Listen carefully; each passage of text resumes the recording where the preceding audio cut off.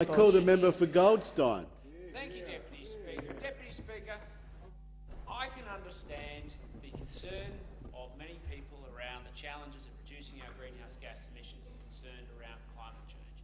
Having studied climate change and climate science as a qualified carbon accountant, I've worked firsthand to deal with many of these challenges and what Australia can do.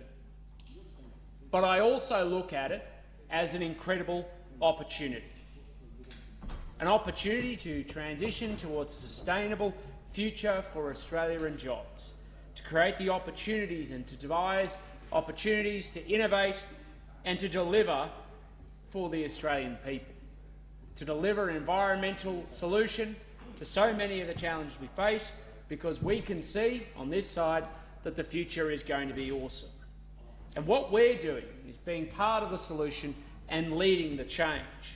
As the member for Barker rightly made the point, what we need is modern Liberal vision for Australia in reducing greenhouse gas emissions and confronting climate change.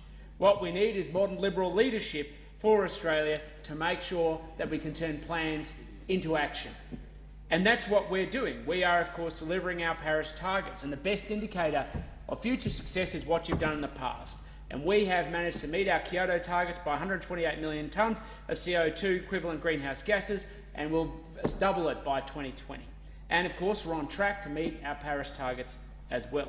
The Climate Solutions Fund will continue on the early success of the ERF, and we're providing an additional $2 billion to cut 2/3 of the nation's emissions in the non-energy sector to deal with things like agriculture, land use management and transport energy. Emissions reduction through this method is more than half the cost achieved through Labor's failed carbon tax. Of course, we have Snowy 2.0, where we're building the baseload renewable energy infrastructure Australia needs. The Snowy Hydro Power Station was a critical project for the development of reliable renewable energy to secure Australia's energy grid in the past, and we're reinvesting into it today for its strategic importance, located between Melbourne and Sydney as the battery of the nation, to increase its contribution to Australia's energy baseload, particularly for households and industry. We have Marinus Link, and we're stopping energy waste by having Tasmania's hydropower, which is a critical part of the nation's energy grid, to deliver baseload renewables to the mainland. A second interconnector from Tasmania to the mainland will supply cheaper, reliable baseload power. We have the National Electric Vehicle Strategy. Of course, transport use is changing, and Australia needs a unique solution for our unique situation. Australians have always relied on cars as part of the transport solutions because of its low density and distance. We are developing a strategy to reduce emissions from cars and freight, to drive adoption of new technology and delivering a comprehensive solution to meet Australia's needs. We of course have the National Energy Productivity Plan, and we need workable solutions to cut around 90% of energy consumed by industry. Of course, that delivers economic dividends and competitiveness as well. And our productivity plan is designed to reduce Australia's industry energy demands and cut consumption by 40% by 2030 through practical measures like efficient air conditioners, white goods and new environmental building standards. Of course, we have the Clean Energy Finance Corporation, which invests in renewable solutions.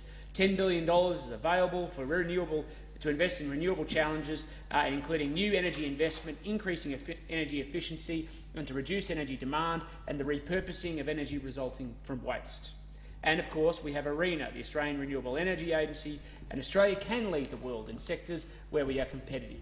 The $2 billion available to ARENA provides finance for innovation in sectors where Australia can grow industries that can compete with the world, ranging from biofuels, marine energy generation, solar and energy storage. What we have, Deputy Speaker, is a target, a plan and a roadmap to get there. What we will deliver is a plan, a target and a roadmap to get there. Compare that to the plan that our opponents have. And they say plan, but it has an aspirational target but no way of getting there. It's like saying, I want to find my way to Darwin, and then spending the next 3 months trying to pretend that somehow you've got a traffic map. You've got no idea of how to get there, and you've got no consequence. You just want to talk the talk, but you're not interested in walking the walk. That's what this government does. It walks the walk. It matches its plan against practical solutions which will take Australia forward and provide the modern Liberal leadership that this country so desperately needs. Thank you, Deputy Speaker.